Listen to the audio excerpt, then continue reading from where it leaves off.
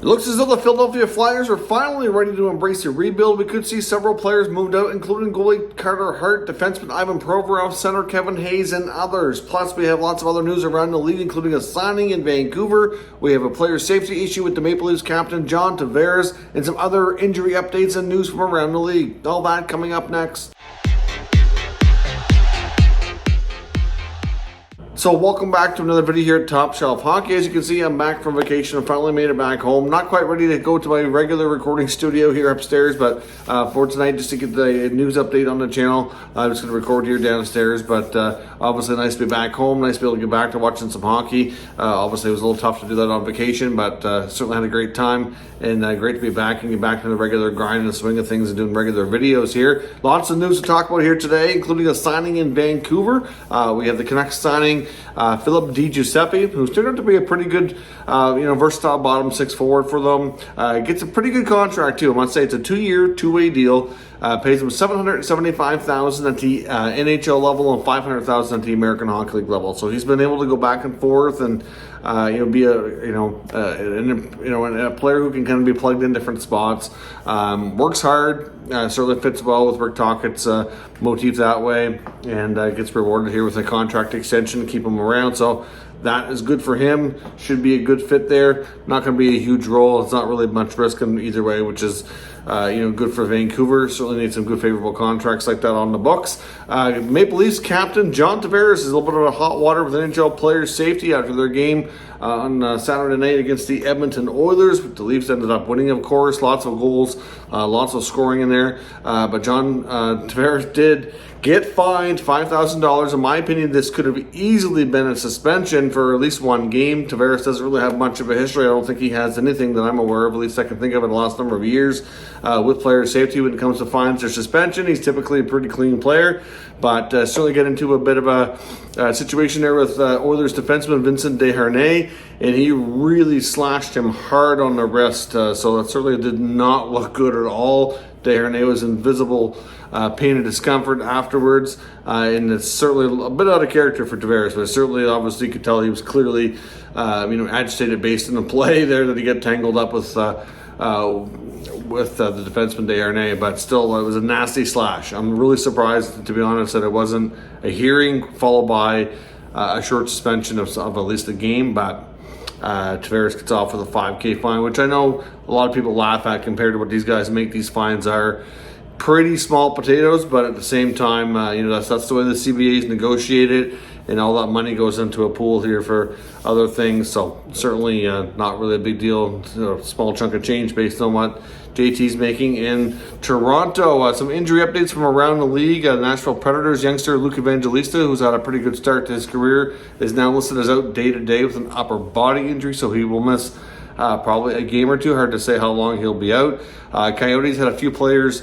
get injured in their last game here as well, including Christian Fischer and centerman Nick Schmaltz. They're both out now with lower body injuries. We'll have to see what kind of definitive timelines we get on that afterwards, but certainly not going to help their cause going down the rest of the year. But certainly the Coyotes wouldn't mind getting as close to the bottom of the standings as they can to have the best shot as possible at Connor Bedard. Obviously, no matter where they end up, if they're last, second, third last, doesn't really matter too much. The odds of losing the draft lottery and not getting first overall are still much greater than winning. But at the end of the day, they might as well have the best odds as possible. A couple updates in Buffalo. Rasmus Dahlin is listed as day-to-day, so he's going to be out for a little bit. And defenseman Mikael Samuelsson also out week to week. So their blue line back end is certainly banged up here just a little bit. Now, on to some other news from around the league, including some GM meetings that are coming up here. I know Elliot Friedman and Jeff Merrick talked about some 32 Thoughts segment on Hockey Night in Canada last night.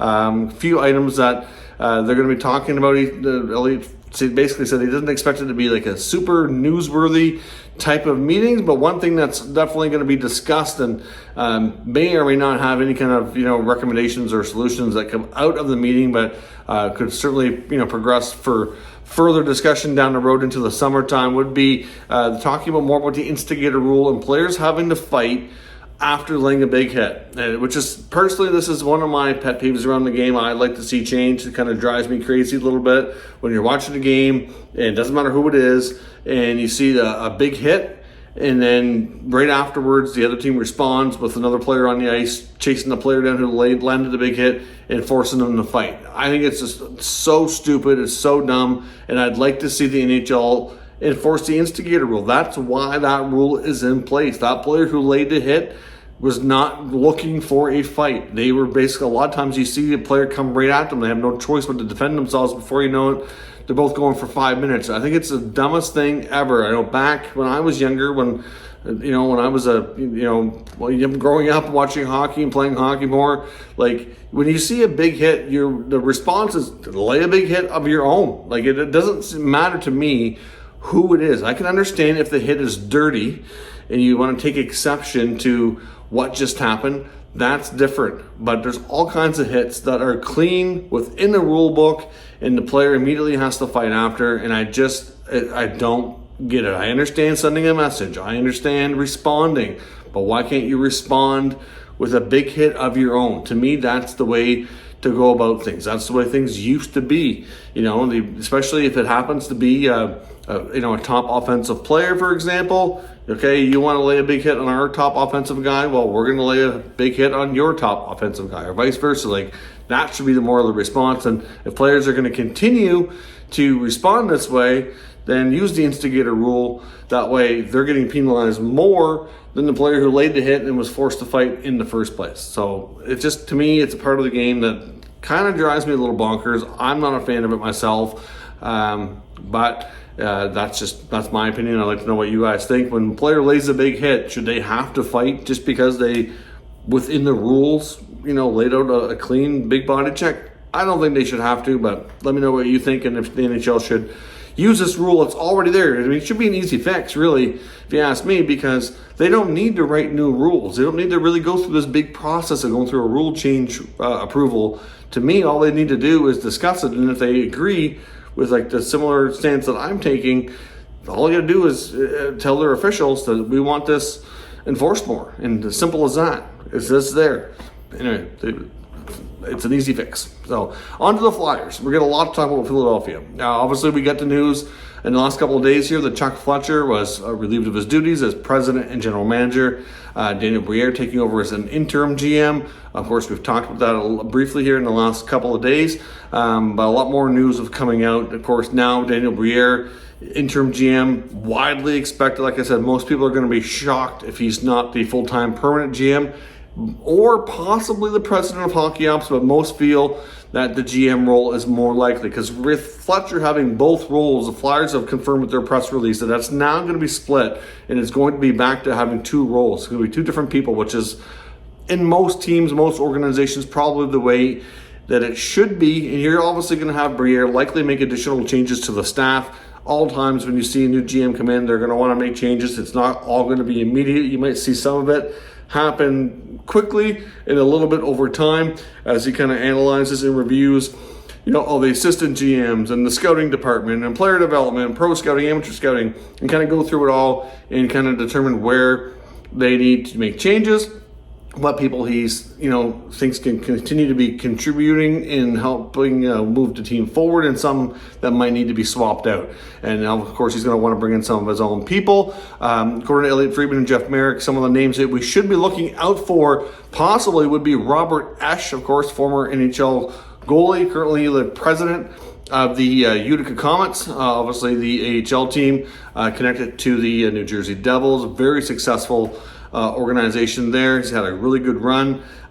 Somebody who could be considered for the president role in Philly. Of course, connections to the organization from the past makes sense. They also mentioned how a lot of people in the organization are extremely fond of Eric Lindros, and that even though Lindros may not necessarily move into a hockey ops role or like the president role right away, but they'd like to see him be more involved. And all he said basically is that there's a lot of people there that are fond of him and would like to see him more involved with their team. So what that means exactly, it's difficult to say. We don't really know from Lindros's perspective if he's interested in that type of thing or not. Chris Pronger is another name to watch, another connection back to the old franchise there. Pronger does have some experience as well working with the league and with teams in the Florida Panthers organization. I don't know. I know he's kind of doing some different stuff now, so I don't know what his interests are, but certainly a name to watch out for as well.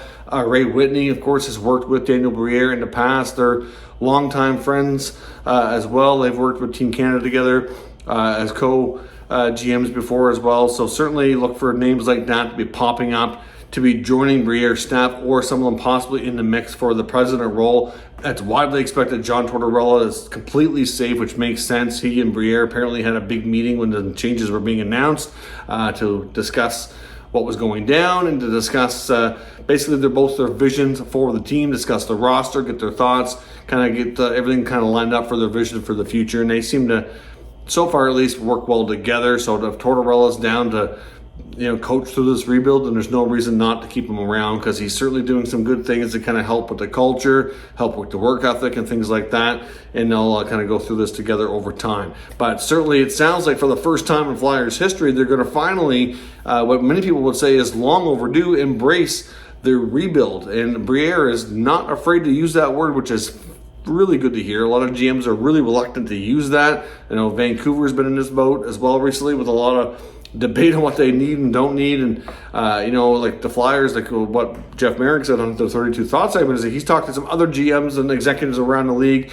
work with other teams, and he said the Flyers trend, what they tend to do is they just fill holes, and they don't really take it more from a team perspective. So it sounds like they're going to let Briere kind of tear things down and build it back up through drafting and development. They're expected to put a lot of emphasis on player development, so that their prospects have as much time as they need in the farm system. Probably beef up the player development staff a little bit, bring in maybe some fresh faces there to kind of do a better job, because they've certainly acknowledged that's an area that the team has struggled with here in recent years, which is certainly not good. You have all these, potentially looking great players that you get in a draft, and then if they're not developing well, it's not all on the player. They need help, they need guidance, and if the team's not providing that, then that's an issue. So there's that. So expect that to likely be some changes. We could hear some names maybe joining the team and staff in that kind of a role, or we just may see a whole new philosophy and approach on how they handle their prospects, and maybe keep some of the same people. We'll have to see. But changes definitely coming in that regard. But some of the names to look for in Philly to be moved out, we've talked about Kevin Hayes, of course, likely with that connection to the Columbus Blue Jackets. Makes a lot of sense. The Jackets definitely need help down the middle, so there's a definite need on their team for a player like Hayes. Of course, his old friend and college teammate Johnny Gaudreau signed there long term. We could probably see those two reunited. So there is that connection there as well. There's some other connections to the Jackets too. So it makes a lot of sense why they might be interested. The Jackets are certainly a team that are kind of building things back up here. It could use obviously a few veterans around. They have some of that already, but a guy like Hayes could come in and be a decent help, especially if Philly will eat a little bit of that salary. And if they're going to be going through a rebuild,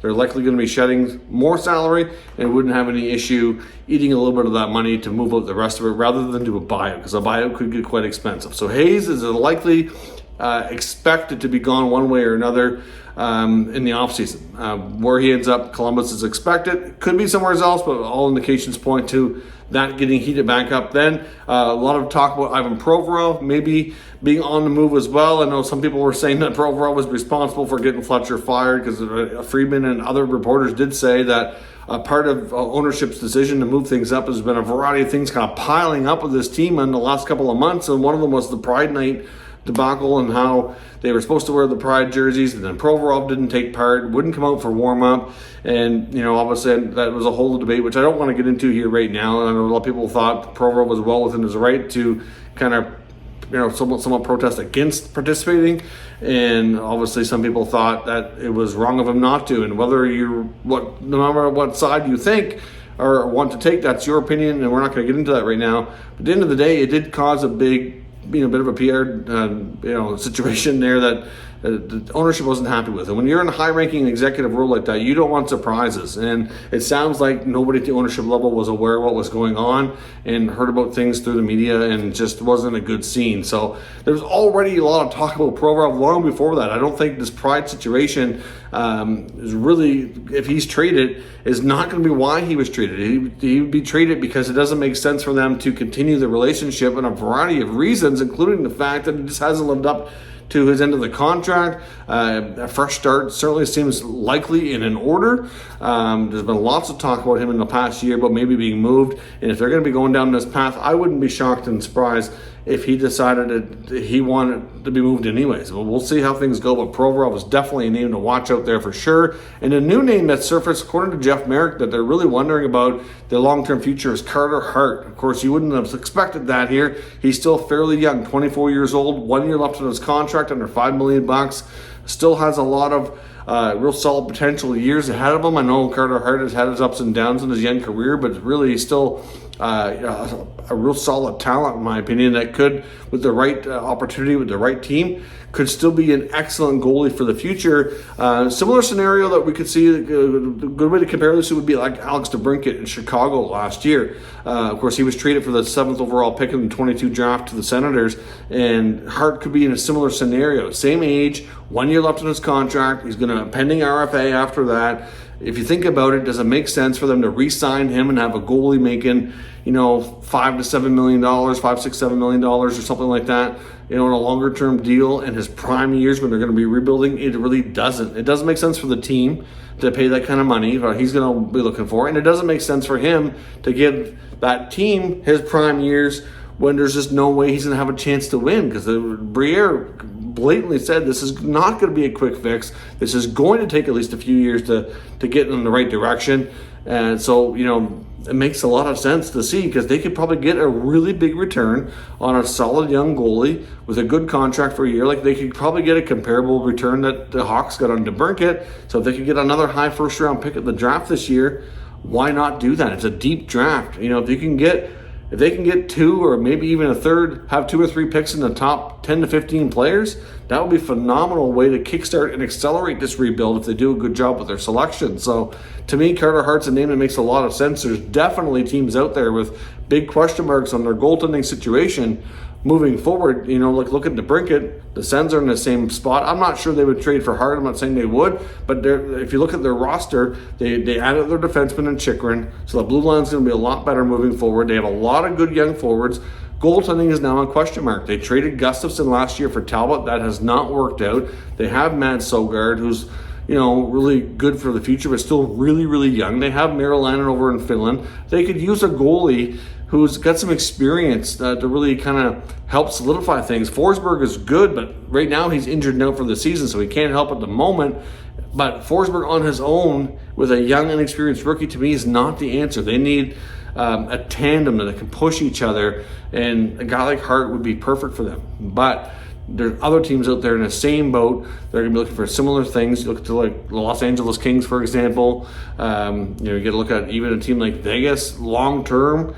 Do they have their solutions? They have a lot of goalies because they've had so many injuries this year. You got Logan Thompson, you've got Aiden Hill, you've got Jonathan Quick. So they're probably not Vegas, but still, they don't have a long-term answer. Just another example. And there's other teams too. So to me, Carter Hart could go to one of the teams picking higher in the draft and be a great spot and really help Philly with this rebuild. So we'll have to see. It's certainly some interesting names to watch. It's nice to see the Flyers finally take the right approach, in my opinion, to getting this franchise back on track. The NHL is always better when teams like Philly, and especially the teams with more history, are stronger and doing things the right way and more entertaining, and obviously giving the fans some hope for the future. So let me know what your thoughts are on this Flyers rebuild, what else we might see them do. I think Tony DeAngelo is another name to watch, maybe be on the move. That relationship has not kind of worked out the greatest as well, and there could be others too. So let me know what you think down in the comments. We'll discuss further. If you're new to the channel, make sure you subscribe, stick around. We'll be back to our normal studio recordings starting tomorrow to keep you up to date with all the news and all 32 teams. Thank you for watching, and I'll catch you next time.